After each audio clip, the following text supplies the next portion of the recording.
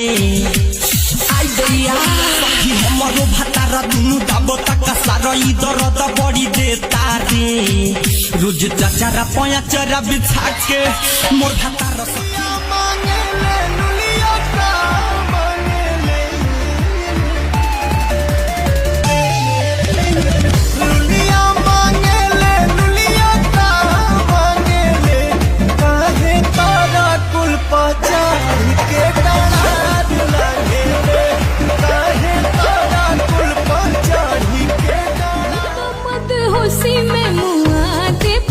प्यार कब होला नहीं फीता से नाप के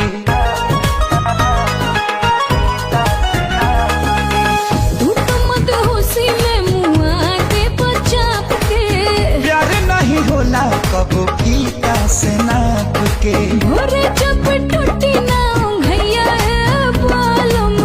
भोरे जब टूटी ना घैया बालम लइहा बंगलिया से दवैया बालम लइहा बंगलिया से दवैया बालम लइहा बंगलिया से खाना परोसनी सैया खैले चैले धोवे गईनी तसलिया ता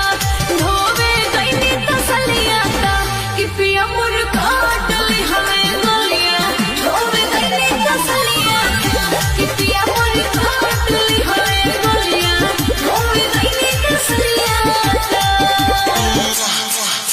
तारा देह झाँक झोड़े कबो चापे कबो छोड़े भातारा देह झाँक झोड़े कबो चापे कबो छोड़े भातार खाके लहरी रे सनी लीवानी के जैसे हम कहारी रे मोरा खाई के जवान बड़ी करेला गजन उतना बुझता रे माल हमके सहारी रे ते औरी ऊपर घघरी उठाओ तनी भीतर के देखाओ घघरी उठाओ तनी भीतर के देखाओ जो बना देखा के जनी मन टंटना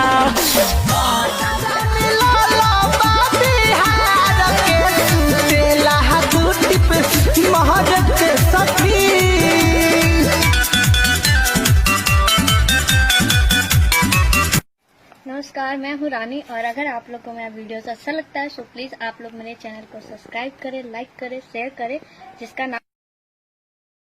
मेरा चैनल है। सो प्लीज आप लोग इसको सब्सक्राइब करिए और इसमें आपको मेरा डेली वीडियोस मिलेगा। सो प्लीज आप लोग इसको सब्सक्राइब करिए। ससुरा जानू पाए पाए पाए जन परी हाँ हमारा खातिर हाय हाय हाय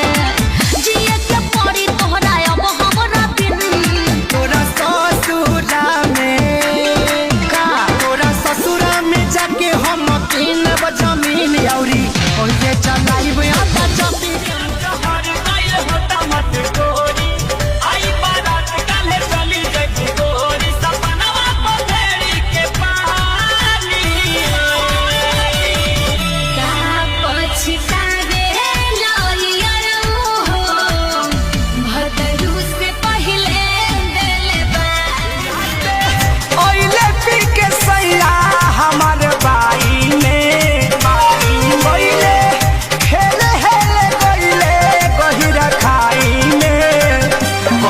के दवाई चलता